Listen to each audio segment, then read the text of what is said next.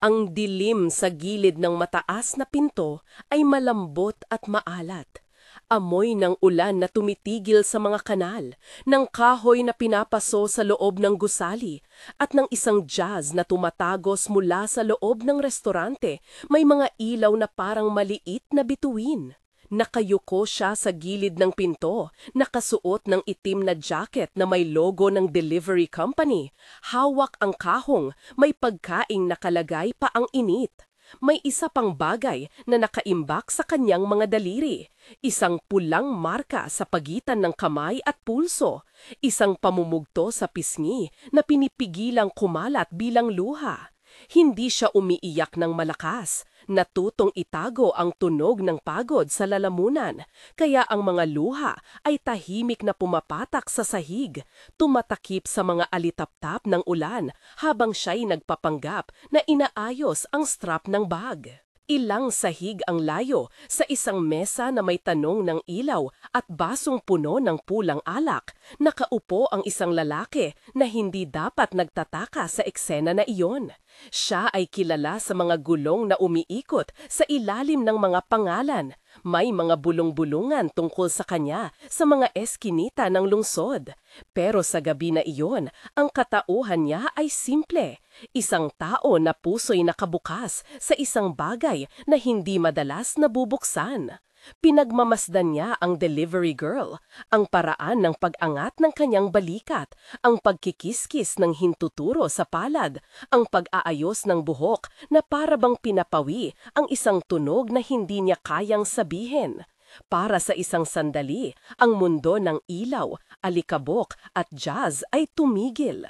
Kung nagtataka ka kung may nangyari sa kanya, may nangyari. Ngunit ang tanong sa mesa ay hindi iyon. Ang tanong ay kung ano ang gagawin ng taong nakatingin. Suporta sa channel. Kung nagustuhan ninyo ang pagsimula ng kwento na ito, mag-subscribe at iwanan ang comment kung saan ninyo ito pinapanood. Maraming salamat! Luca Belandi ay hindi nagbigay ng maraming emosyon sa publiko. Hindi niya ipinapakita ang mga mukha na madaling magpabasa ng kanyang isip. Kilala siya sa lungsod bilang may-ari ng mga lihim na deal at madilim na pabor. May mga nagsasabing siya'y anak ng ibang bansa. May mga nagsasabing hindi kailangang malaman ang pinagmulan ng taong nakakapag-iba ng isang gabi. Sa mesa niya, may isang maliit na bakas ng hindi pagkontrol. Ang pagkakita sa isang marka mukha sa kalye ay nagdulot ng isang bagay na hindi niya inaasahan. Isang impulsong matulis at mabilis, hindi palagay ng hari, kundi galaw ng mandirigma. Hindi siya umalis ng restaurante upang magpakilala. Hindi rin siya nag-order ng pag-alis. Uminom lang siya ng isang huling lagok ng alak, mapait at mainit, habang pinagmamasdan ang babae na may hawak na kahon. Sa mismong paningin niya, nag-isip ang isang alaala, isang babae na hindi niya na-save noon, isang pintuang sarado at ang pagnanasang hindi na maulit. Hindi iyon sentimentalismo. Ito ay isang kontrata sa sarili. Kung ang mundo ay hindi magbigay ng hustisya, may taong magbibigay. System. Text-to-speech generation. Mayo, maintain ang flukso at ang koneksyon. Konekte kung hindi na maulit. Hindi iyong sentimentalismo. Ito ay isang kontrata sa sarili. Kung ang mundo ay hindi magbibigay ng hustisya, may taong magbibigay. Sa kabilang dulo ng lampara, si Ara, natawag ang sarili niyang Ara sa mga text message dahil mas nakaligtas ang dalawang A ay may natatanging disiplina sa pag-iyak. Natutunan niyang transformahin ang takot sa pagpupunas ng luha, ang pangiiwas sa pag-ibig sa dummy smile ng propesyon. Nagtrabaho siya gabi-gabi, hindi para makuhang makipagsapalaran, kundi para hindi magutom ang maliit na bahay kung saan naghintay ang kapatid niyang si Rosa. Si Rosa na may lunok ng pag-asa, na ang bawat kanta sa radyo ay parang pangako. Ang mga marka sa mukha ni Ara ay hindi unang beses, pero sila ang dahilan kaya siya umakyat sa hagdan ng dahan-dahan at ikinandado ang sarili sa loob ng estranhero. Isang penthouse kung saan ang mga ilaw ay kumikislap na parang hindi huminga. Hindi niya alam na pinagmamasdan siya. Sa loob ng mga sandali bago niya ibaba ang kahon sa dingding, may kumatok sa tuktok ng kanyang dibdib. Kung hindi siya kakatawan, wala siya. Kung hindi siya magsasalita, kailan niya sisimulan ang pagliban sa takot? Ngunit siya ay sanay sa paghihintay ng kaligtasan na dumarating ng dahan-dahan. Nakafocus siya sa pag-ayos ng timer sa kanyang telepono, na para bang ang mechanical na tunog nito ay magbibigay ng disiplina sa kanyang mga galaw. Lumalabas si Lucas sa ilalim ng payong at ang lungsod ay tila nagbago sa ilalim ng kanyang mga sapatos. Ang ulan ay naglinis at nag-iwan ng liwanag na kumikislap sa aspalto. Hindi siya nagmamadali, hindi ganon. Ngunit may bilis sa loob ng kanyang katawan, isang bagay na magkakandara pa sa kanya. Tinawag niya si Mateo sa teksto, "Sundan mo lang." Sabi ni Mateo, "Hindi mo ba gustong iparamdam ito sa akin? May biro, may babala." Luca nagpadala ng larawan ng delivery girl, walang pangungusap, araw ng mga utos. Isabella ay nasa likod ng monitor ng isang bar sa kabilang distrito. May earbuds at malamlam na ilaw na pumapailalang sa mukha niya. Hindi siya nagtataka sa mga tao na may pulang marka. Nakakakita siya ng mga pattern. Sa loob ng 2 minuto, nahanap niya ang pangalan na nakarehistro sa order, ang ruta at isang maliit na trail ng CCTV. Mga eksena ng siyudad na parang butil ng buhangin sa kamay niya. Sa ilalim ng mga video, nakita niya ang isang gear na umiikot, 2 lalaki, porma ng suit na parang nag-abang. May mga bading sa dulo, sabi niya ng walang emosyon. Masama ang timing. Luca naglakad ng diretso sa entrance ng gusali. Hindi siya nagtanong ng permiso. Ang concierge, na bihasa na sa mga hindi pangkaraniwang gawin ng mayayaman, tumingin lang sa kanya at sinabing, "May reservation kayo, sir?" Sagot niya, "Hindi, may tanong ako." Tumingala si Ara sa doorway nang marinig ang tunog ng kanyang mga hakbang. 2 ulap ang nagdaan sa mata niya. Unti-unti, ang kalabuan sa dibdib ay nagkaroon ng bagong tanong. Sino ang lalaki na iyon at bakit parang nagmamalasakit? Si Adrian Vale ay nasa loob, maliwanag at may amoy ng aftershave at tagumpay. Siya ang uri na naglalakad sa mga opisina tulad ng daig ng araw. May ngiti na nagpapahiwatig na ang mundo ay maliit at kanya ang karamihan. Sa mga programang pampolitika at gala, siya ang mukha ng respeto. Sa mga closed-door na pagpupulong, siya ang mukha ng mga apresyado. May isang kilusang parang panaginip siya. Mandirigma ng salita, may posh na ngiti, may 2 tao mula sa security na laging nasa tabi niya. Hindi niya sinabi na nakita niya si Ara, ngunit may mga mata sa mga sulok ng gusali na may sariling paraan ng pagdedetalye kung sino ang magbibigay ng problema. Luca lumapit kay Ara nang hindi nagpapaalam. Sa isang pagkakataon, ang distansya ay nabawasan ng 2 hakbang lang. "Dolce?" Tanong niya sa isang tinig na mababa at malumanay, isang palayaw na hindi niya dapat alam. Si Ara tumingin na may pagkalito. "Hindi po," sagot niya at sa loob ng mga salita ay may pag-aalinlangan. Ang kanyang katauhan ay hindi madaling iniangkop sa mga pangalan ng estranghero. "Maganda ang gabi," sabi niya, mabilis na binabago ang tono. "Maganda ring maglakad ka, hindi nag-iisa."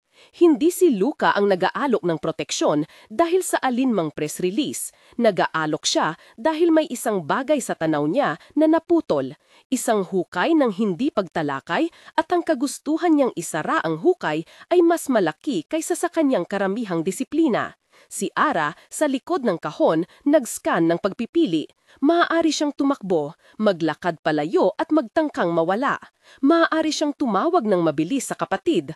O maaari siyang magtiis. Ngunit may isang tinig sa loob niya na nagsasabing kung may taong tumigil, baka hindi na kailangan pang mag-isa. Ito ay hindi pag-asa, ito ay tactical. Sino ka? Tanong niya ng malamig, sinusukat ang boses niya. Isang tao na hindi kumukonsente sa mga taong nananakit, sagot ni Luca, diretso at walang kastigador. Sa kanyang mga mata, may isang panlabas na malamig, ngulit may init sa loob na hindi niya inilabas madalas. May mga taong hindi dapat mabuhay sa isang lungsod ng batas at konsensya. Hindi iyon isang pangakong hustisya sa publiko. Iyan ay personal.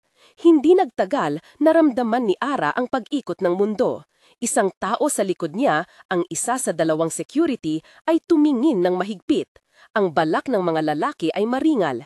May isang pag-ipon ng tensyon. Luca nakaramdam ng isang pagbabago. Hindi niya ginawa ito upang ipakita ang kapangyarihan. Ginawa niya ito dahil ang panunukso ng nakikita sa mata ng isang babae ay hindi pa niya naramdaman. Siya ay kumilos. Hindi siya nagbubunyi, umabot lang ang kanyang kamay at pinigilan ang security guard nang parang hindi niya pinapahintulutang lumapit. Hindi iyon isang labis na pagkilos, iyon ay isang linya sa buhangin. Hayaan ninyo, sinabi niya, sa tono na hindi na nagbabago. Ang mga lalaki ay tumigil, kumanta ng isang pangalang kilala sa kanilang mga radyo at devices. Pero may mga oras na ang tao na may tamang tinig at tamang titig ay nagbabago ng plano. Sila'y lumayo nang hindi nagreklamo. Si Adrian na nanunood mula sa kanyang mesa, nagbigay lamang ng isang bahagyang pagkulog ng kilay. Hindi foreseeable na galaw, pero sapat upang malaman ng lahat na siya'y nagsisimula ng isang laro. Matapos ang maikling tensyon, tumungo si Luca sa tabi ni Ara, halos nakabuntot ng konting pag-ulan. Lumakad ka, sabi niya, at nagabayan niya siya palabas ng pinto ng gusali. Sa labas, ang ulan ay parang isang curfew ng katahimikan. Si Ara ay naglakad, hindi inaasahan na may mag-aalak ng hatid na proteksyon. Anong gusto mo sa akin? Tanong niya ng mababa. Hindi siya nagsabing bakit, mas gustong niyang malaman ang intensyon. Luca tumingin sa kanya at sa isang maliit na pagkilos niya, nakita niya ang isang pananigip na lumiliit. Hindi ako nagtanong ng maraming beses, sagot niya. Ngunit kapag nakita ko ang isang marka sa mukha ng isang delivery girl, hindi ko na pinapabayaan. Hindi lahat ng tao ay may boses na pumapasok sa buhay ni Ara at nag-aalok ng proteksyon nang walang hinihinging kapalit. Hindi niya alam na ang isang paninilbihan na parang propesyonal ay magbubukas ng pinto para sa isang mundo na mas malalim at mas marahas. Ngunit mayroon siyang kapatid at mayroon siyang pangako, hindi na mauubos muli ang kanilang tinapay. Hindi ako nangangailangan ng utang na loob, sabi ni Ara.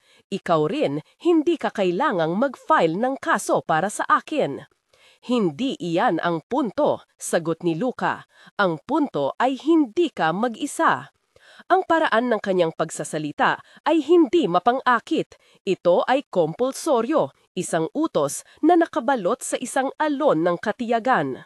Sa pag-uwi nila papunta sa isang maliit na safe house na alam lang ni Luca, hindi pa malinaw kung ang hakbang na iyon ay pagsakop o kaligtasan. Si Ara ay naglalakad ng tahimik, nag-iisip kung paano nangyari iyon. Isang estranghero na kumilos tulad ng siya'y may pananagutan sa kanyang kaligtasan. May mga maliit na bagay na kumikiskis sa loob niya, mga tanong tungkol sa oras, sa kahinaan, sa kung kailan niya ibibigay ang susi ng kanyang pagpapasya. Sa isang mundo kung saan ang mga kahinaan ay ginagawang mga target, ang pag-asa ay isang banta. Samantala, si Isabela ay nagpapanatili ng mga mata sa network. Nakita niya ang dalawang mukra sa CCTV na lumabas bago pa man lumabas si Luca. Mga lalaking nagmamasid sa pinto, nagmamay-ari ng maliit na chip na nagpapahiwatig ng koneksyon sa iisang pangalan, Adrian Valle. May mga papeles, may mga transaksyon, may isang pattern ng pag-iingat. Isabela tumawag kay Mateo. Maghanda, may babagsak na pinto. Lucas sa loob ng kotse na may tint at niyuyugog ng musika na hindi umaabot sa volume ng kanyang utak ay nag-iisip. Hindi siya bumulo ng tinano ng malinaw sa sinuman, hindi siya nagbibigay ng speech. Ngunit ang mga galaw niya ay naging parang ritual. Tawag kay Mateo para ihanda ang safe house, tawag kay Isabela para mag-crawl ang web, tawag sa isang tao sa loob ng legal na mundo, Detective Morrison, para ipaalam ang isang bagay na magmumuhang medyo malabo sa papel. Ito ay magiging maayos kung ang sistema ay maaasahan. Ngunit, ang isang lungsod na pumipili ng kapangyarihan para sa sarili ay hindi laging nagbubunga ng hustisya, kaya kailangan nilang maghanda upang itulak ang pader mula sa loob. Hindi naglaon, nasa loob ng maliit na kwarto, si Ara ay nakaupo sa isang silya. Ang kahon na may pagkain ay nakalagay sa mesa, hindi na mahalaga. May isang maliit na takot pa rin sa kanyang paghinga, ngunit may kakaibang pagbabago. Siya ay hindi lubusang isang biktima. May bakas na lumilitaw, isang maliit na pag-uusap sa isip. Kung siya ay ililigtas, paano niya ipapakita na hindi siya nawala ng sarili? Hindi ako isang bagay na inuunang iligtas, sabi niya sa sarili at ngumiti ng bahagya. Hindi iyon isang pagtanggi sa tulong. Ito ay isang pag-aari ng sarili. Sa labas ng kwarto, si Luca ay nakatayo sa bintana, nakatingin sa ilaw ng lungsod. Sa likod ng kanyang tingin ay may isang pagsasabing hindi gaanong malinaw sa mga kasamahan niya. May mga bagay na kailangang itama at marahil ang kanyang paraan ay hindi palagi malinis. Ngunit sa isang lungsod kung saan maraming tao ang nagsusuot ng maskara, ang isang paninindigan, kahit na madilim, ay parang ilaw. Si Luca ay isang ilaw na may anino. Ang telepono ni Isabela ruminig. May bagong video clip na dumating. Isang CCTV mula sa main road na nagpapakita ng dalawang security men na nakikipag-usap sa isang kotse at isang maliit na refleksyon ng logo na may pangalan ni Adrian Vale. Kahit gaano pa niya kataas, sabi ni Isabela, may dugo rin siya sa mga kamay. May pang-ilang pagninginig ang boses niya, hindi dahil sa takot, kundi dahil sa kasiguraduhan. Ang isang alamat sa lungsod ay iba kapag may ebidensya. Luca lumingon, at sa panining niya ay matatag, ngunit may pagsisikap na pumili. Tatahimik ba siya at magtitiwala sa proseso ng hustisya na madalas nagiging mabagal at malalim ang pagkalito, o kikilos siya ng direkta na may isang panganib na ang kanyang paraan ay magdudulot ng luha na hindi pa natuyo? Alam niya ang sagot, ngunit hindi niya sasabihin ito ng malakas. Sa halip, bumaba siya sa sahig at naghintay ng panuntunan. Si Ara, habang nagpapahinga sa maliit na sofa, nagbukas ng kahon ng kanyang telepono at nakita ang mga larawan, mga tala, mga text mula sa kapatid ni Rosa at isang lumang larawan ng kanilang ina na nakangiti. May isang pangako doon. Upang hindi magpaulit ang kawalan, kailangan niyang magtinag. Hindi dahil may isang Luca na pumunta doon, kundi dahil may sarili siyang kadahilanan. Sa kabilang banda, sa taas na gusali, si Adrian Vale ay nakaupo sa kanyang opisina, nakausap ang kanyang publicist. Hindi siya nakakakita ng buong larawan. May mga taong nagtatangka na sirain ang reputasyon niya. Para sa isang sandali, nag-isip siya na isang delivery girl lang iyon, isa pa lang maliit na gusot. Ngunit ang lungsod ay puno ng mga maliliit na gusot na, kapag pinagsama, ay nagiging bagyo. At sa unang pagtibok ng bagyo, hindi niya napansin ang isang tao na tumitingin ng labis na taos sa kaliwa niyang pintuan. Ang gabi ay nagtatapos, may mga resolusyon na hindi pa malinaw. May mga taong gumagawa ng maliit na hakbang tungo sa malalaking bagay. Isang hacker na naghahanda ng pag-atake, isang driver na nagpaplano ng ruta, isang detektibe na nagsusulat ng preliminary report at dalawang tao sa isang maliit na sala na tumitingin sa isa't isa na may halo ng takot at kuryosidad. Ang lungsod ay isang tapestry ng mga lihim at panata. Sa isang tabi nito, si Ara ay may isang marka sa pisngi. Sa kabilang tabi, si Luca ay may isang sugat sa nakaraan. Parehong bagay na nag-udyok sa kanila na maglakbay sa isang landas na maglalaban sa mga nagtataglay ng kapangyarihan. Hindi pa tapos ang gabi, ngunit may isang pananaw na nagbabago. Sa sandaling iyon, ang delivery girl na nagtatago ng luha sa pinto ay hindi na lamang isang anino. Siya ay sinimulan ng makita. At ang taong tumingin sa kanya, ang may-ari ng mga anino sa lungsod, ay hindi na masyadong makontrol ang pakiramdam na umusbong sa loob niya. Hindi pag-ibig sa unang tingin, hindi iyon romantisismo. Ito ay isang kusang loob na pagbukas ng pinto na magdudulot ng serye ng mga kilos at mga kilos na iyon ay mag-aatas sa kanila sa isang laban na hindi simpleng black at white. Sa kalye, may dalawang lalaki pa rin na nag-aabang, mga mata na handang sumalo sa anumang pagkakataon para isilbi ang isang malakas. Sa loob ng safe house, si Ara ay nag-aayos ng bandahe sa kamay. Ito ay maliit na ritual ng pag-aayos sa sarili. Si Luca ay nagbukas ng isang kahon na may mga lumang sulat, mga tala ng isang papel na hindi niya nais na banggitin. Hindi sila magkapareho, ngunit may iisang katotohanan. Hindi na sila babalik sa kung sino sila bago ang gabing iyon. At iyan ang simula ng isang laro na may mga panuntunat at walang katiyakan. Isang laro ng proteksyon, ng paghahanap ng ebidensya, ng paghawak at pagtitiis. Sa loob ng mga susunod na oras, ang lungsod ay magpapakita ng maraming mukha. May mga taong magpapanggap na hindi nakikita, may mga taong maglalakad ng may pagkasunod sa ilaw, at may mga taong maglalabas ng kanilang tunay na kulay. Sa kasalukuyan, ang dalawang mukha, ang delivery girl at ang mandirigmang may lihim ay maghanda na ilahad ang kanilang mga plano. Ngunit, ang unang hakbang ay simpleng, huwag hayaan ang luha matuyo ng walang dahilan. Sa labas ng malayong bisig ng lungsod, isang pulotong ng ilaw mula sa penthouse ay nagbabadya ng isang maliit na digmaan. At sa puso ng maliit na digmaang iyon, si Ara ay nagpasya na hindi na lang itago ang luha sa pinto. Siya ay magbabangon, siya ay magsasalita, siya ay lalaban. Si Luca. System. Si Luca. Maintain ang flukso at koneksyon. Konekte kon nadigma iyon, si Ara ay nagpasya na hindi na lang itago ang luha sa pinto. Siya ay magbabangon, siya ay magsasalita, siya ay lalaban. Si Luca? Siya ay natutong hindi kontrolin ang sarili sa harap ng isang marka sa mukha ng isang babae. Hindi siya mawawala.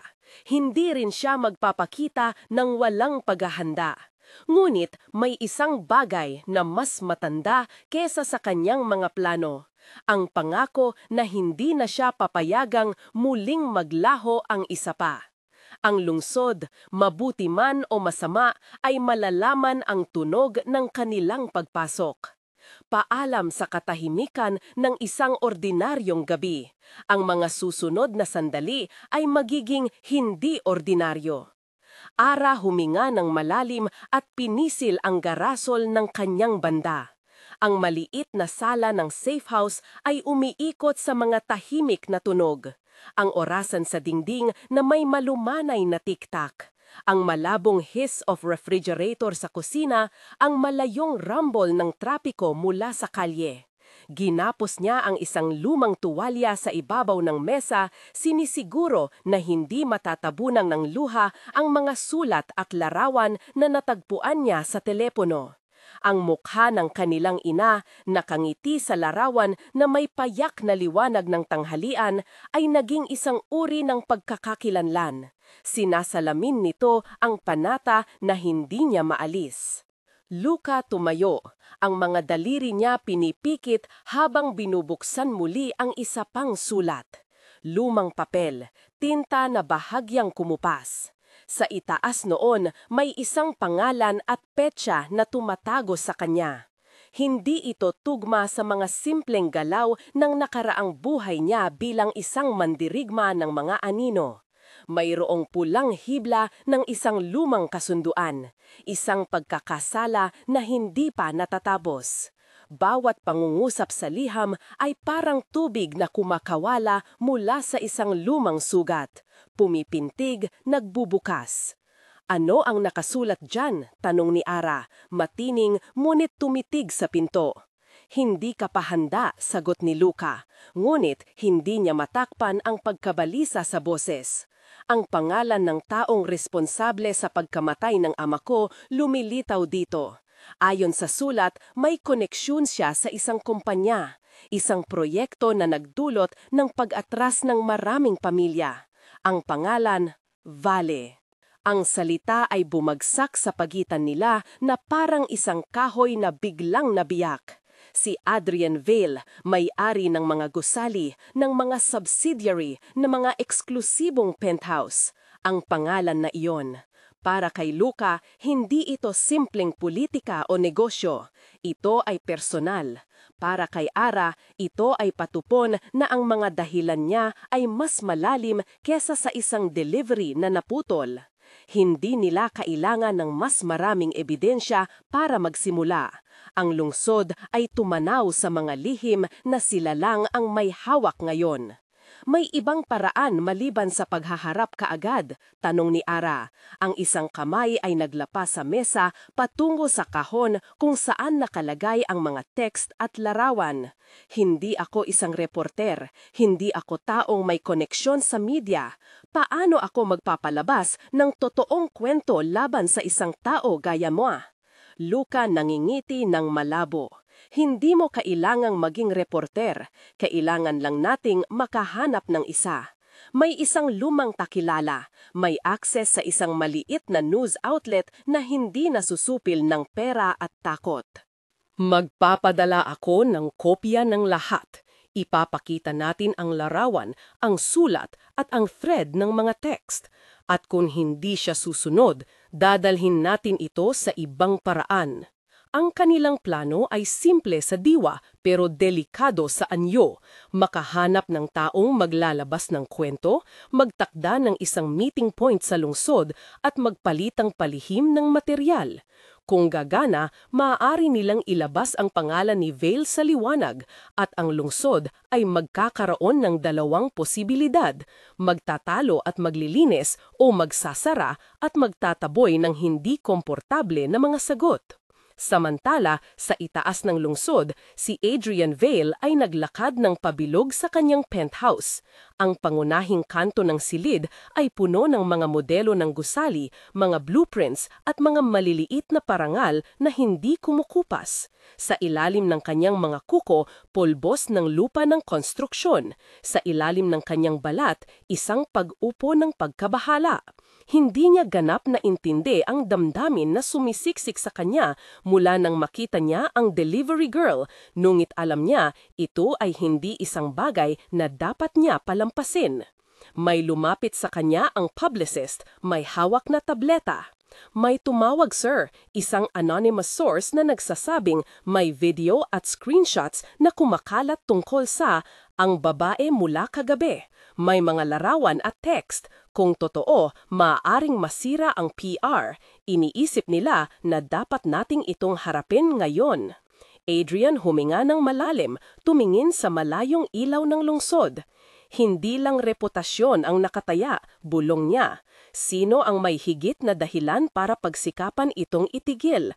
Sino ang maglulunsad ng unang hakbang? Sa mga mata niya, naglalaro ang alaala ng isang mundo kung saan ang lahat ay balanse, kapangyarihan, pera, kontrol.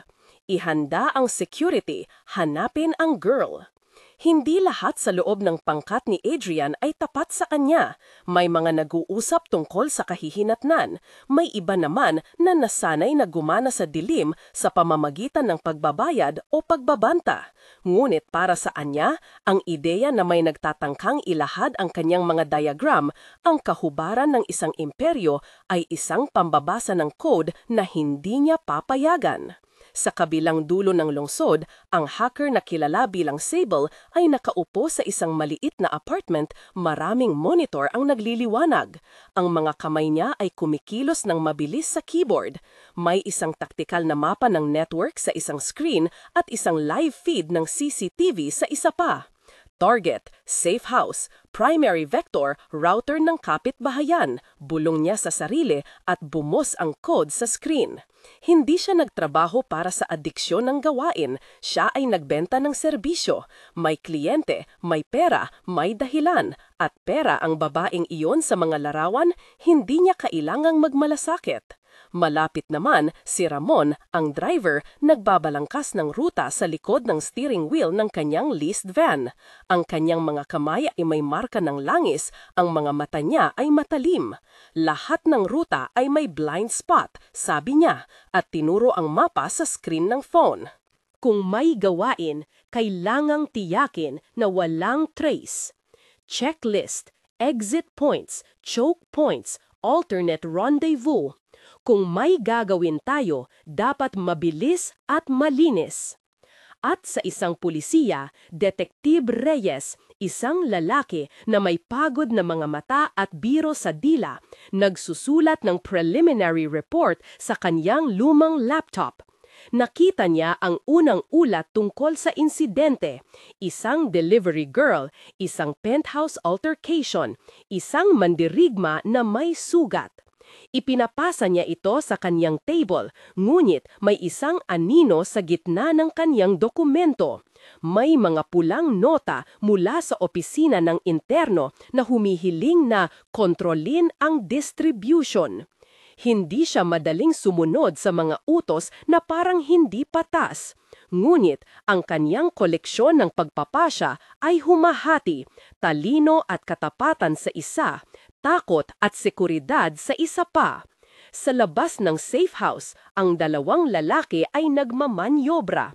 Naglakad sila ng mala-ordinaryo, may hawak na yosi, nagkukwentuhan ng malabong banak.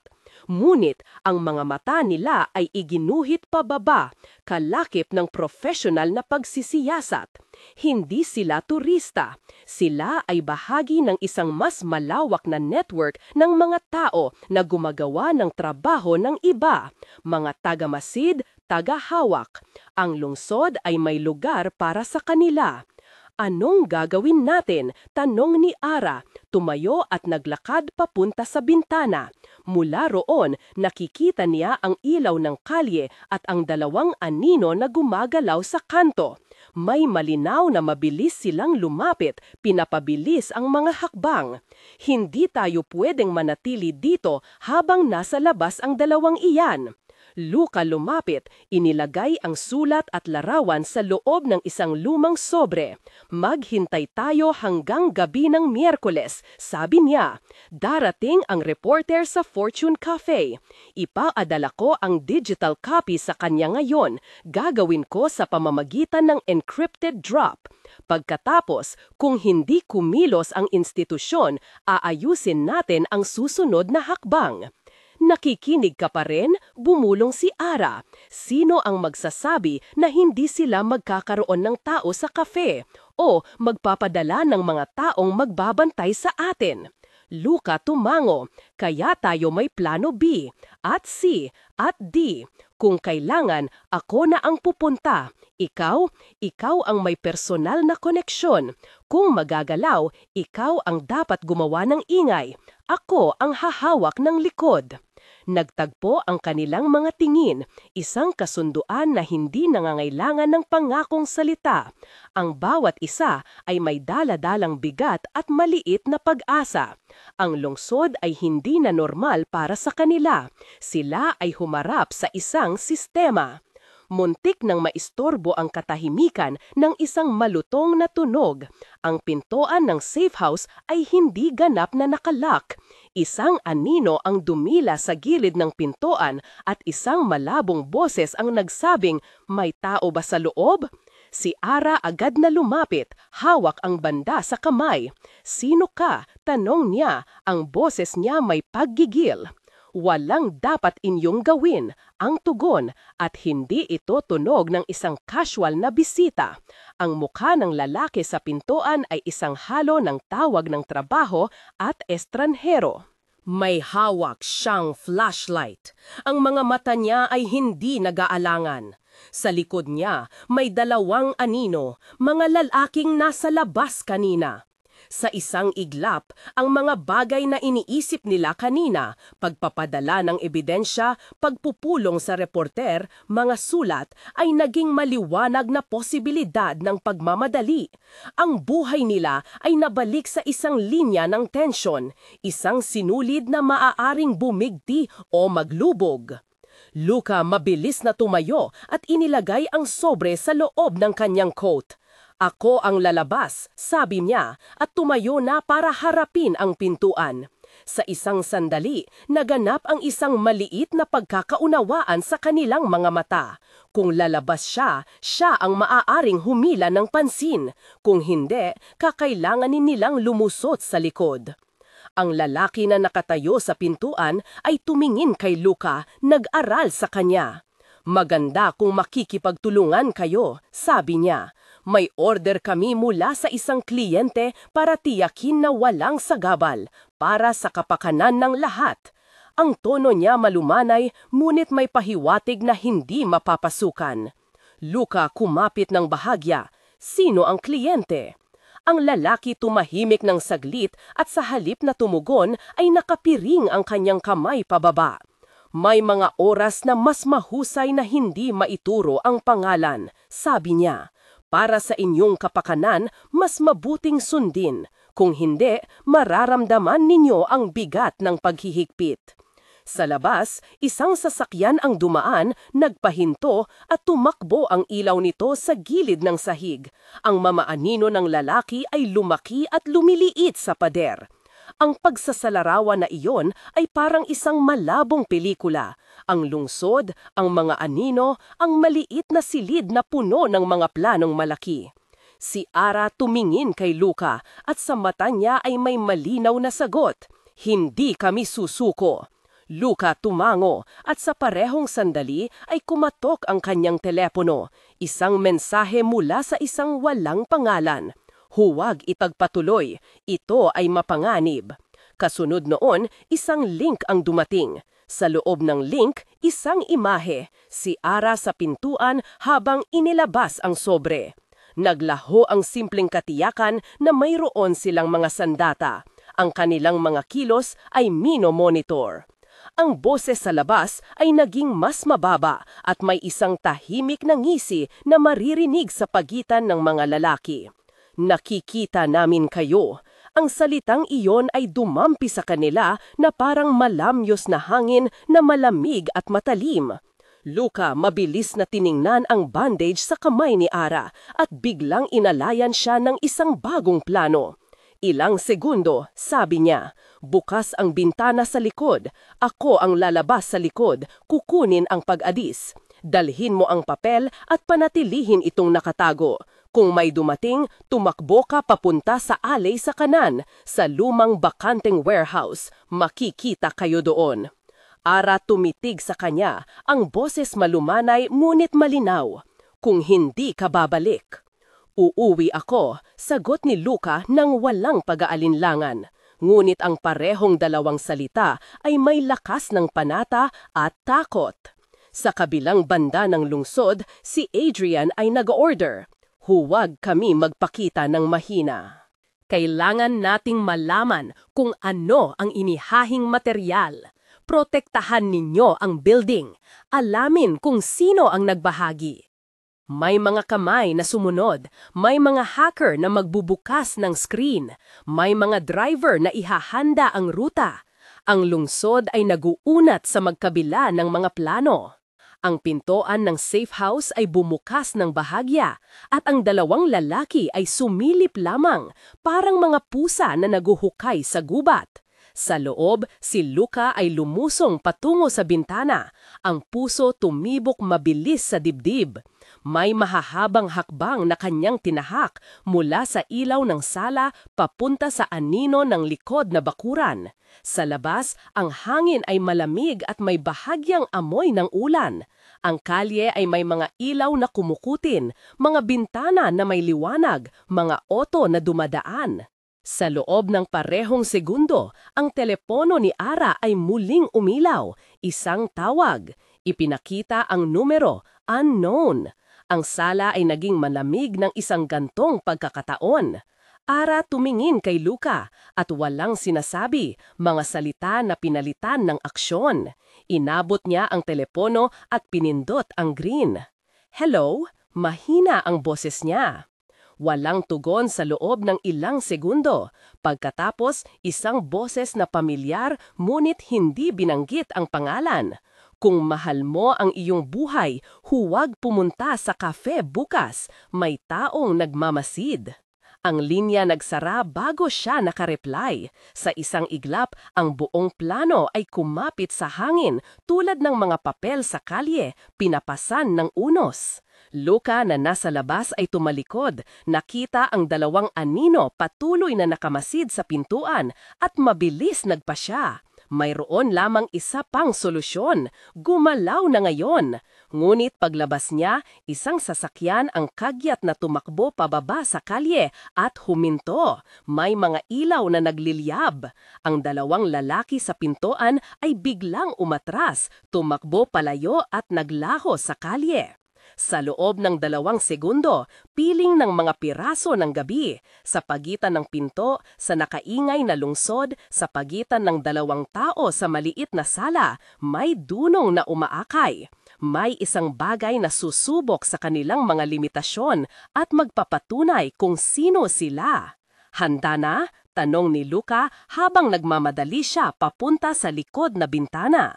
Ara tumango at humawak ng sobre. Sa labas, ang lungsod ay nagaabang, puno ng liwanag at anino. Sa likod ng sulat at larawan, may mga tanong na kailangang sagutin.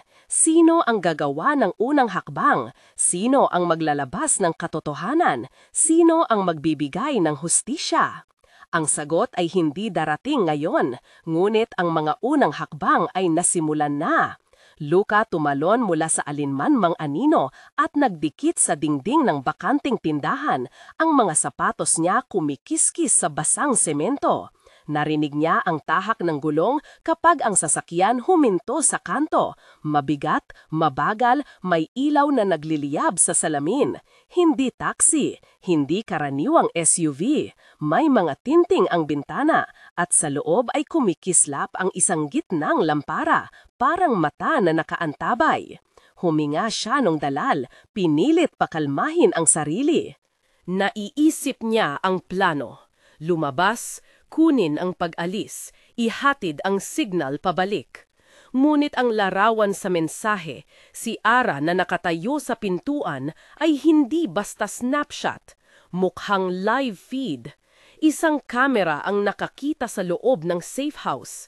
Isang boses mula sa kabilang dulo ng linya ang nagsabi, "Nakikita namin kayo." Hindi simpleng pagbabanta iyon. Ito ay pahayag ng kontrol. Lumipat ang ulo ng lalaki sa loob ng sasakyan. Nagbukas ang pinto, bumaba ang 2 anino na may maong at manipis na jacket. Hindi halata ang armas, ngulit alam ni Luca na may dala silang lakas. Hindi sila nagmamadali. Lumakad sila na parang matatapang, 2 taong naglalakad sa gilid ng tabing ilaw. Si Ara ay nasa loob ng madilim na koridor ng bahay. Ang sobre sa dibdib niya ay parang kalang silakbo. Pinisil niya ito. Ang papel ay malamig at tuyo, ngunit may bigat ng lalim. Sa bubong ng pader ng likod bahay ay may lalagyan ng mga lumang tubo. May maliit na bitak kung saan pwedeng tumingin. Ngunit hindi siya magpapakita nang hindi kasama si Luca. Lumuhod siya at tinanaw ang bintana. Nakita niya si Luca sa dulo ng kalye, isang anino din. Nakita niyang isang sasakyan ang huminto malapit at may dalawang lalaki na naglakad. Ara nagtataka. Bakit parang naghahanap-hanap sila sa paligid? Bakit hindi lumapit lang sa pinto? Ang ideya na mayroong direktang feed mula sa loob ay hindi lumambot sa kanya. Nag-init ang dugo niya. Adrian, bulong niya sa sarili at ipinilit ang kontrol. Kailangan niyang buhayin ang network, kailangan niyang magparamdam. Hinawakan niya ang telepono gamit dalawang kamay at nagtap ng mabilis. Isang mensahe papunta sa encryption line ni Adrian. Tracker, van sa kanto, live feed, saklolo. Nag-send niya ito, ngunit alam niya na ang mensahe ay pwedeng makarating sa parehong mga kaaway. Hindi iyon pwedeng makita bilang pag-atras. Kailangan niyang umakyat. Lumabas siya sa pinto, hindi marahas pero hindi rin takot, at dahan-dahang naglakad papunta sa alley na tinuro ni Luca. Ang parang kontradiksyon ng lungsod, mga ilaw na kumukutitap, ang tahimik na tunog ng malamig na hangin ay naging 3 hakbang tungo sa kawalan. Habang papalapit siya sa sulok, nakita niya ang anino ng isang tao na nakatayo sa loob ng doorway ng kafe. Ang mga mata ng lalaki ay nakatutok sa kanya. Hindi siya binati. Sa halip, may nakadikit na maliit na papel sa ilalim ng braso niya. Isang bagay na hindi naglalaman ng pangalan, ngunit mukhang signal. Ang puso ni Ara tumalon. Ang lalaki ay lumiko at tinapik ang bulsa ng jacket niya, parang nag-aayos ng mikropono. Tila may mga kagamitan. Si Luca, mula sa likod ng dumpster, ay tumingin sa direksyon nila. Nakita niyang may 2 pang anino sa kanto na hindi napansin. Napakarami. Nagpaikot-ikot ang ideya sa isip niya. May internal leak. Sino ang makakakuha ng larawan mula sa loob ng safe house at magpapadala pa ng link? Ang senaryo ay hindi nag-iiwan ng iba pang interpretasyon. May nagmamasid mula sa loob. Nagmadali siyang gumawa ng desisyon. Lumabas siya mula sa kanyang taguan at naglakad ng tila walang direksyon upang mabigyan si Ara ng mas malinaw na landas papunta sa warehouse. Hindi niya ipapakita na siya ay isang pigtail. Gusto niyang maging normal, isang lalaking naglalakad sa gabi. Ngunit ang mga kalalakihan sa kanto ay bumilis ang galaw at lumapit, naglalagay ng distansya na parang saklaw. Isa sa kanila ang tumayo sa harap ni Luca at napalapat ang kamay niya sa dibdib. Hindi marahas pero may pahiwatig ng awtoridad. Sino ka? Kaibigan, sagot ni Luca ng tahimik at sa dalidaling kilos ay nagtangkang makalusot. Napansin niya ang maliit na tag sa leeg ng lalaki, metal na may suot na pattern. Hindi siya pamilyar sa simbolo, ngunit tila hindi pangkaraniwan. Sa kabilang banda, sa isang lugar na pinangasiwaan ni na Adrian, nagbukas ang mga screen. Ang mukha ni Adrian ay malamig, ang mga mata niya focus sa feed, ang screenshot ng Ara sa pinto, ang feed na ngayon ay umiikot mula sa CCTV. Saan nanggaling yan? Tanong niya, hindi sinasadya na ang kanyang boses ay parang pinakintab na bakal. Hacker, i-trace, sino ang nag-access sa amin? Ang hacker na nasa ilalim ng mesa ay mabilis. Nakita niya sa logs ang isang maliit na burst ng traffic sa loob ng hating gabi. Wala sa normal na schedule. May nag-access na may elevated privileges mula sa isang IP na tila lokal. May lokal, sabi ng hacker, may device na nakabind sa internal network, possibly hardware tap. Load the routes, utos ni Adrian. Dalhin ninyo ang van papunta sa likod ng kafe, protektahan ang courier at hintayin ninyo ang signal mula kay Luca. Huwag kayong mag-commit ng wala ang green. Sumagot ang mga driver, ang mga motoreta at van ay nagpatakbo. May malamig na intensyon sa hangin ng command, hindi basta operasyon, kundi tila militar na pag-iingat. Balik kay Ara. Naramdaman niya ang bigat ng mga mata sa kanyang likuran. Hindi niya napigilan ang pagtalon ng puso. Nakaramdam siya ng malamig na pagkabahala, hindi dahil sa panganib ng mga lalaking nasa kanto, kundi dahil sa kalmadong kawalan ng sagot. Sino ang kumuha ng larawan? Sino ang nagpalabas ng link? Sino ang naglahad ng banta? Tumawag uli ang telepono ni Ara, muling unknown. Tinanggap niya at may tinig na humahabi ng salita. Huwag pumunta sa kafe bukas, may taong nagmamasid. Pagkatapos ay may pause at isang karagdagang linya. At huwag sundan si Luca kung siya ay malikot. Iiwanan siya ng mga hindi nyo nakakilala. Ang linya ay ipinutol. Sa loob ng truck ni Adrian, ang isang piraso ng papel ang bumagsak sa mesa. Isang lumang larawan na mukhang kinuha sa loob ng safe house noong gabi ng unang paglipat ng dokumento. Ang mukha sa larawan ay hindi tumpak na mukha. Ito ay isang frame ng mga gilid, mga kamay, isang pinto, at sa gitna ay ang sobre na hawak ni Ara. Sa sulok, may maliit na marka ng tinta, tatak na hindi nila inaalala nakalagay sa mga kasiyasiyang papel. Adrian tumingin ng mabigat. May naglolik mula sa loob, ang sabi niya. Hanapin ang traitor, agad. Sa labas, si Luca ay gumalaw ng dahan-dahan, sinusubukang magpanggap na walang bago. Ngunit bago siya nakalabas ng buo sa liwanag ng kalye, may nag-akyat mula sa ibang sulok. Isang babae na may maikling buhok at naka-jacket. Mukha nito malamlam, ngunit mabisa. Hindi siya kilala kay Luca. Tila otomatiko ang kanyang kilos, parang may utos. Sumama ka, bulong ng babae. May maliit na problema sa ruta mo. Hindi maaaring tanggihan ni Luca ang alok na iyon dahil ang babae ay naglakad na palihim, parang nagpapahiwatig na alam niya ang mga pasikot-sikot ng kalsada. Ngunit may pag-aalinlangan, at ang pag-aalinlangan ay nababatay sa sentimiento na may nawawalang piraso. Ang lalaking nagpadala ng larawan ay may kakayahang makita ang loob ng safe house ng walang paglabas. Tumingin si Luca sa likod. Nakita niya si Ara na naglalakad papuntang alley, tumalikod at lumingon para sa marka.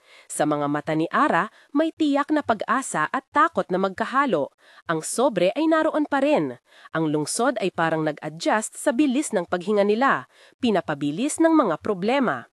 May mga kamera ba sa loob? Tanong ni Luca, hindi sinasadya ng lakas sa kanyang tinig. Posible, sagot ng babae.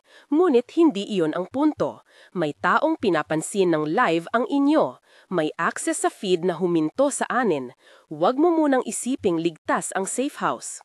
Ikaw, tanong ni Luca, at nakita niya sa mata ng babae ang isang kumikislap na katapatan, higit pa sa simpleng kasundalahan. I am Vera, sagot ng babae, maikli. Ako ay mula sa isang grupong nagbabantay ng mga leaks. Nandito kami para tulungan at para pumigil sa paglabas ng impormasyon. Ngunit, kailangan ko ng pahiwatig. Ano ang nasa sobre? Hindi nagbigay ng sagot si Luca. Alam niyang ang anumang salita ay maaaring i-intercept, pero alam din niyang kailangan niya ng aliw. Kung may tunayang grupong tumutulong, kailangan nilang magtulungan. Kailangan nilang malaman kung totoo ang feed at kung sino ang nasa kabilang dulo. Sa kabilang bahagi ng lungsod, si Adrian ay hindi nagbigay ng pahinga sa kanyang mga tauhan. Kung ang leak ay hardware, ibig sabihin may isang maliit na aparato na naka-install sa loob, paliwanag niya. O isang tao na may physical access sa mga server. Sino ang may pinakamaraming access sa loob ng bahay? Sino ang unang pumasok at hindi talaga lumabas ng matagal? Itinuro niya ang listahan, mga volunteer, dati at kasalukuyang miyembro, mga taong umakyat sa hierarchy ng network. Lumalabas na may bagong pangalan, sabi ng analyst, isang technician, dati naging volunteer, nakalista sa inventory, pumasok noong 2 buwan ang nakaraan, laging magalang, nag-aayos ng wiring at network, hindi natin napansin. Ang puso ni Adrian ay kumulog. Hindi pa siya handa para sa provisyon ng isang traidor sa kanilang gitna. Hindi ngayong gabi. Hindi habang may hawak silang sobre na maaaring magpabagsak sa kanila. I-lock ang listahan, sabi niya. I-conduct ang sweep. At isang bagay pa. Ipatawag ninyo ang lahat sa safe house. Protektahan ninyo ang cafe at ang backup route. Sa warehouse, si Ara ay pumasok sa loob, pula ng kahoy, matandang yero, may mga lamat sa pader na puno ng alikabok. Tahimik lang ang loob, ngunit may isang mesa na nakalatag sa gitna. Ang ilaw mula sa isang sirang bumbilya ay nagiiwan ng maliit na bilog sa sahig. Umupo siya, inilagay ang sobre sa mesa at dahan-dahan binuksan ang takip. Alam niya na ang laman ay maaaring magbago ng lahat. Mga dokumento na magpapatunay sa katiwalaan, mga listahan ng pangalan, mga larawan. Maaari rin namang wala, isang pangkaraniwang sulat na magtatanggal lang ng pag-asa. Pinulot niya ang mga papel. May mga pangalan, may mga logo, may mga transaksyon. Ngunit ang isang bagay ang kinurot ang kanyang atensyon. Isang listahan ng mga appointment na nakaschedule sa loob ng susunod na 4 na araw, mga kafe, mga pagpupulong, mga lugar. Ang isa sa mga entry ay Cafe Magnolia 10 Subject Delivery. Ang balita na iyon ay kumagat sa tiyan niya. Hindi nila ako titigil, bulong niya. Ang tangan-tangan niya ay nagdilim ang mundo. May 3 minuto at lalabas na siya sa kafe sa takdang oras. Kung papatuloy siya doon at kung may nagmamasid, maaaring ito ang mading eksena ng pag-aresto o masama pa.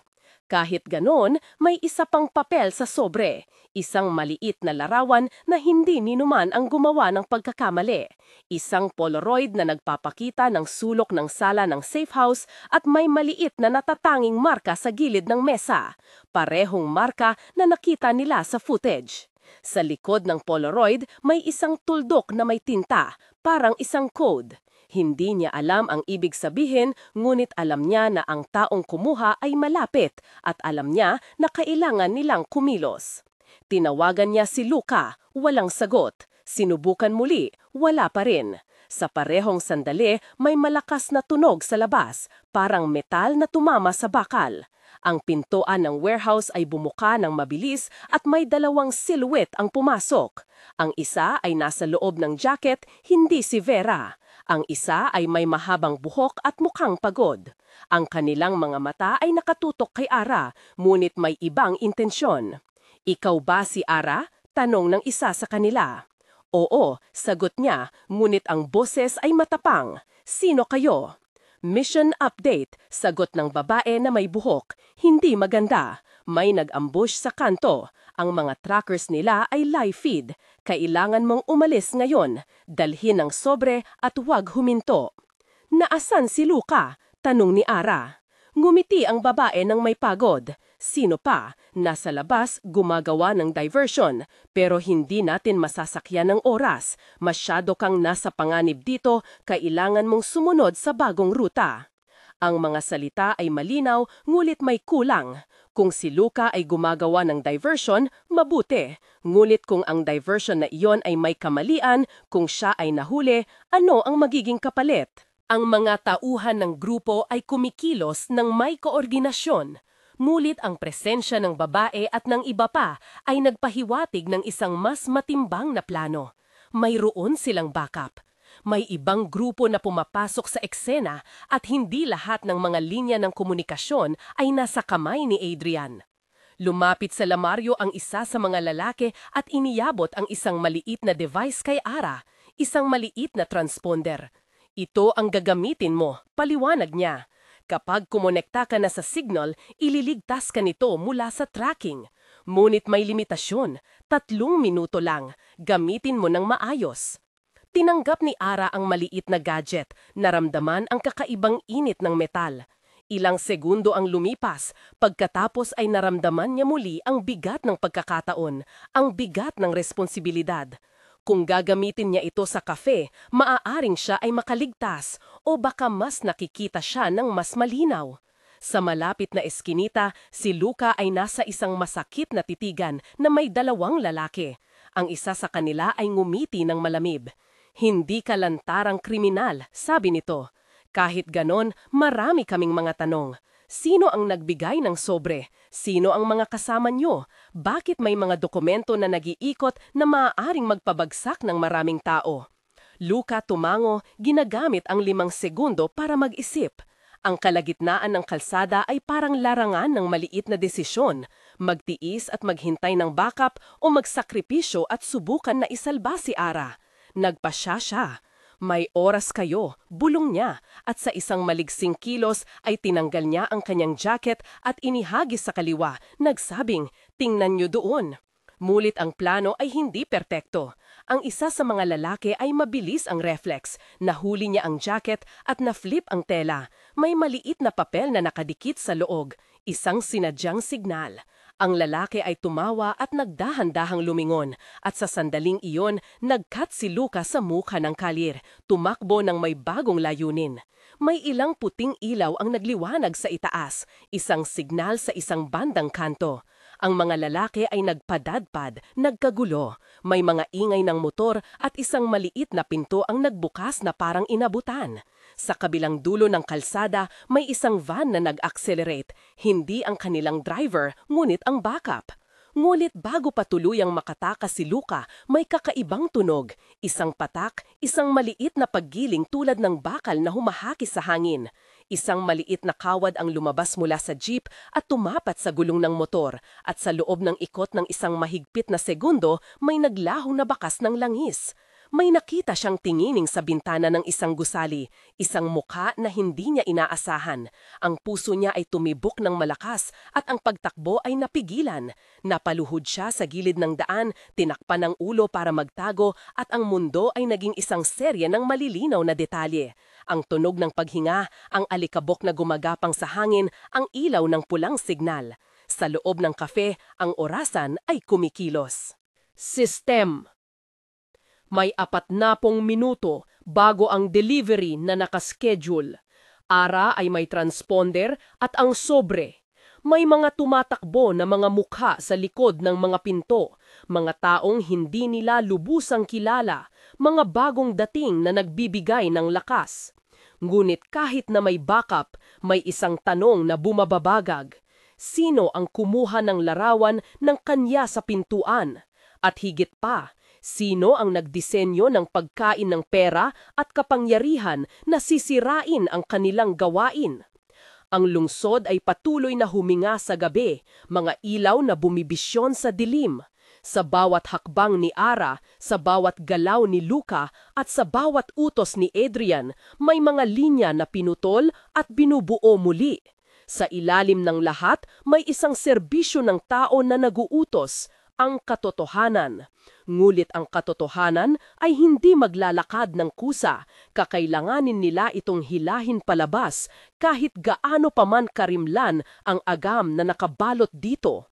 At sa sandaling iyon, nang magtagpo ang tatlong landas, ang courier, ang tagapagtanggol at ang tagapamuno, nagkaroon ng isang bagong tiyak na katotohanan.